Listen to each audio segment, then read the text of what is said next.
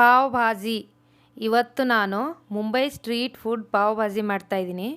ಇದು ಒಂದು ತುಂಬ ಒಳ್ಳೆಯ ರೆಸಿಪಿ. ಇದು ಹೊರಗಡೆ ಯಾವ ಟೇಸ್ಟಲ್ಲಿ ಸಿಗುತ್ತೋ ಅದೇ ಟೇಸ್ಟ್ ಮನೇಲಿ ಕೂಡ ಮಾಡ್ಕೋಬೋದು. ಚಿಕ್ಕವರಿಂದ ದೊಡ್ಡವ್ರವರೆಗೂ ಪ್ರತಿಯೊಬ್ಬರು ಇಷ್ಟಪಡುವಂಥ ಪಾವ್ ಭಾಜಿ ತುಂಬ ಈಸಿಯಾಗಿ ಮನೆಯಲ್ಲಿ ಹೇಗೆ ಮಾಡ್ಕೊಳ್ಳೋದಂದು ಇವತ್ತು ನಾನು ಮಾಡಿ ತೋರಿಸ್ತಾ ಇದ್ದೀನಿ. ನೀವು ಕೂಡ ನಿಮ್ಮ ಮನೇಲಿ ಟ್ರೈ ಮಾಡಿ ನೋಡಿ, ತುಂಬ ಚೆನ್ನಾಗಿರುತ್ತೆ. ಅದಕ್ಕೂ ಮೊದಲು ಪಾಕಶಾಸ್ತ್ರ ಚಾನಲ್ಗೆ ಸ್ವಾಗತ. ನಾನು ಸುರೇಖಾ ತಳ್ವಾರ್.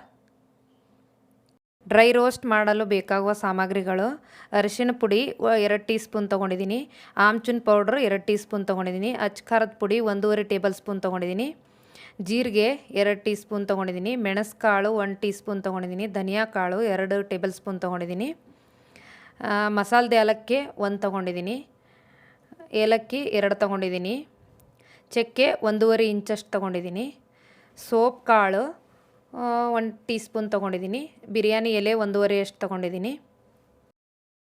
ನಮ್ಮ ಚಾನಲ್ಗೆ ಸಬ್ಸ್ಕ್ರೈಬ್ ಮಾಡಿಲ್ಲ ಅಂದರೆ ಸಬ್ಸ್ಕ್ರೈಬ್ ಮಾಡಿ, ಪಕ್ಕದಲ್ಲಿರೋ ಬೆಲ್ ಐಕನ್ ಪ್ರೆಸ್ ಮಾಡಿ. ನಾನು ಈ ಮಸಾಲೆಗಳನ್ನು ಒಂದು 4 ರಿಂದ 5 ನಿಮಿಷ ಸಣ್ಣ ಉರಿಯಲ್ಲಿ ಡ್ರೈ ರೋಸ್ಟ್ ಮಾಡ್ಕೋತಾ ಇದ್ದೀನಿ. ಇದು ಮಸಾಲೆ ರೆಡಿನೂ ಸಿಗುತ್ತೆ, ಆದರೆ ಮನೇಲಿ ಮಾಡಿಕೊಂಡ್ರೆ ಒಳ್ಳೇದು ಕೂಡ. ಮತ್ತು ಒಬ್ಬೊಬ್ರಿಗೆ ಮಸಾಲೆ ಸಿಕ್ಕಿಲ್ಲ ಅಂದರೆ ಈ ಥರ ಮನೆಯಲ್ಲೇ ಮಸಾಲೆ ಮಾಡ್ಕೋಬೋದು. ಇದು ಪಾವ್ ಭಾಜಿ ಮಸಾಲೆ. ಇದು ಒಂದು 4-5 ನಿಮಿಷ ಡ್ರೈ ರೋಸ್ಟ್ ಮಾಡ್ಕೊಂಡಿದ್ದೀನಿ. ಇದಕ್ಕೆ ಆಮ್ಚೂರ್ ಪೌಡ್ರ್ ಹಾಕ್ತಾಯಿದ್ದೀನಿ, ಅರಿಶಿಣ ಪುಡಿ ಹಾಕ್ತಾಯಿದ್ದೀನಿ, ಅಚ್ಚ ಖಾರದ ಪುಡಿ ಹಾಕ್ತಾಯಿದ್ದೀನಿ. ಇದನ್ನು ಮಿಕ್ಸಿ ಮಾಡಿಕೊಂಡ್ರೆ ಇದು ಪಾವ್ ಭಾಜಿ ಮಸಾಲ ರೆಡಿಯಾಗಿದೆ. ಪಾವ್ ಭಾಜಿ ಮಸಾಲ ನೋಡಿ, ಘಮ್ಮಂತ ಇದೆ, ತುಂಬ ಚೆನ್ನಾಗಿದೆ. ಹೊರಗಡೆ ಅಂಗಡಿಯಲ್ಲಿ ತೊಗೊಂಡ್ರೆ ಈ ಥರ ಸ್ಮೆಲ್ ಇರಲ್ಲ. ಇದು ತುಂಬ ಚೆನ್ನಾಗಿ ರೆಡಿಯಾಗಿದೆ. ಇದು 2 ಸತಿ, ಒಂದು 5-5 ಜನಕ್ಕೆ 2 ಸತಿ ಮಸಾಲೆ ಆಗುತ್ತೆ. ಇದು ಇಷ್ಟು 10 ಜನಕ್ಕೆ ಆರಾಮಾಗಿ ಭಾಜಿ ಮಾಡ್ಕೋಬೋದು. ಭಾಜಿ ಮಾಡ್ಕೊಳ್ಳಲು ಬೇಕಾಗುವ ಸಾಮಗ್ರಿಗಳು: ಬೇಯಿಸಿಟ್ಟಿರ್ಕೊಂಡಿರೋ ತರಕಾರಿ ತೊಗೊಂಡಿದ್ದೀನಿ. ಆಲೂಗಡ್ಡೆ, ಕ್ಯಾರೆಟು, ಬಟಾಣಿ ತೊಗೊಂಡಿದ್ದೀನಿ. ನೀವು ಬೀನ್ಸು, ಕಾಲಿಫ್ಲವರು ಏನಿದ್ರೂ ಹಾಕ್ಕೊಂಡು ಬೇಯಿಸ್ಕೋಬೋದು. ಒಂಚೂರು ಉಪ್ಪು ಹಾಕಿ ಬೇಯಿಸ್ಕೊಂಡಿದ್ದೀನಿ ನಾನು ಇದಕ್ಕೀಗ. ರುಚಿಗೆ ತಕ್ಕಷ್ಟು ಉಪ್ಪು ತೊಗೊಂಡಿದ್ದೀನಿ. 2 ಟೊಮಾಟೊ ತೊಗೊಂಡಿದ್ದೀನಿ, ಸಣ್ಣದಾಗಿ ಕಟ್ ಮಾಡಿ ಇಟ್ಕೊಂಡಿದ್ದೀನಿ. ಕೊತ್ತಂಬರಿ ಸೊಪ್ಪು ಒಂದು ಸ್ವಲ್ಪ ತೊಗೊಂಡಿದ್ದೀನಿ. ಶುಂಠಿ ಬೆಳ್ಳುಳ್ಳಿ ಪೇಸ್ಟ್ ತೊಗೊಂಡಿದ್ದೀನಿ. 1 ಟೇಬಲ್ ಸ್ಪೂನಷ್ಟು ಬೆಣ್ಣೆ ತೊಗೊಂಡಿದ್ದೀನಿ ಅದು ಪಾವ್ಗೆ. 1 ಟೇಬಲ್ ಸ್ಪೂನಷ್ಟು ತುಪ್ಪ ತೊಗೊಂಡಿದ್ದೀನಿ ಇದು ಒಗ್ಗರಣೆಗೆ. ಕ್ಯಾಪ್ಸಿಕಮ್ 1 ಸಣ್ಣದಾಗಿ ಕಟ್ ಮಾಡಿ ಇಟ್ಕೊಂಡಿದ್ದೀನಿ. ಇವಾಗ ರೆಡಿ ಮಾಡಿ ಇಟ್ಕೊಂಡಿರೋ ಪಾವ್ ಭಾಜಿ ಮಸಾಲೆ ಅರ್ಧದಷ್ಟು ತೊಗೊಂಡಿದ್ದೀನಿ. ಈರುಳ್ಳಿ 2 ಸಣ್ಣದಾಗಿ ಕಟ್ ಮಾಡಿ ಇಟ್ಕೊಂಡಿದ್ದೀನಿ. ಪಾವ್ ತೊಗೊಂಡಿದ್ದೀನಿ.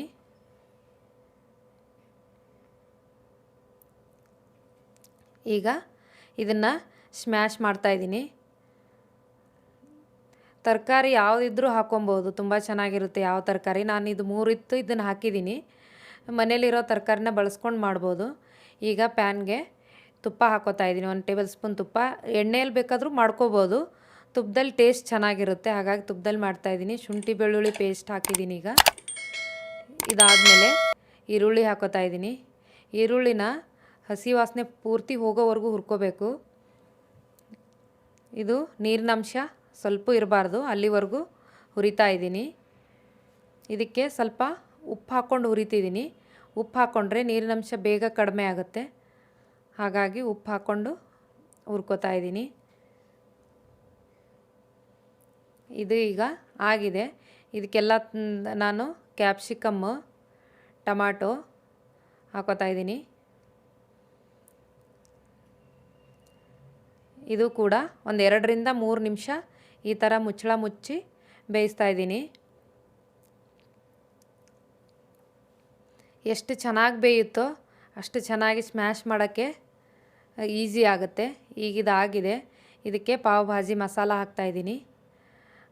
ಬೇಯಿಸಿ ಸ್ಮ್ಯಾಶ್ ಮಾಡಿ ಇಟ್ಕೊಂಡಿರೋ ತರಕಾರಿನೆಲ್ಲ ಹಾಕ್ತಾಯಿದ್ದೀನಿ. ಇದಕ್ಕೆ ಉಪ್ಪು ಹಾಕಿ ಬೇಯಿಸಿದ್ದೀನಿ.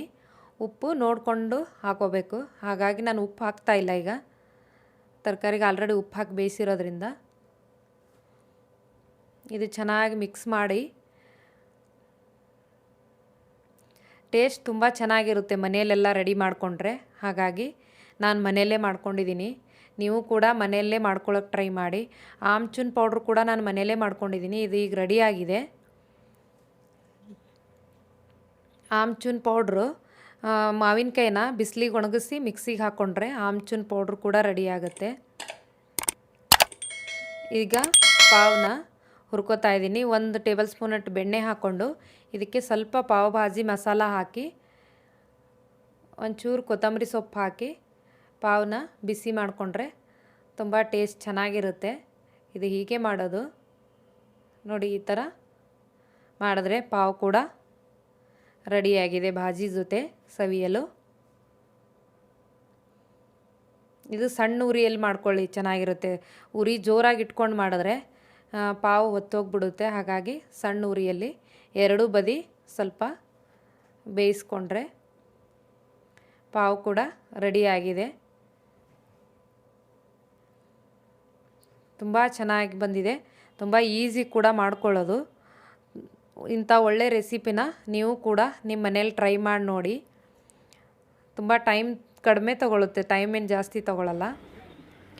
ನಮ್ಮ ಚಾನಲ್ಗೆ ಲೈಕ್ ಮಾಡಿ, ಶೇರ್ ಮಾಡಿ, ಸಬ್ಸ್ಕ್ರೈಬ್ ಮಾಡಿ, ಪಕ್ಕದಲ್ಲಿರೋ ಬೆಲ್ ಐಕನ್ ಪ್ರೆಸ್ ಮಾಡಿ. ಧನ್ಯವಾದಗಳು.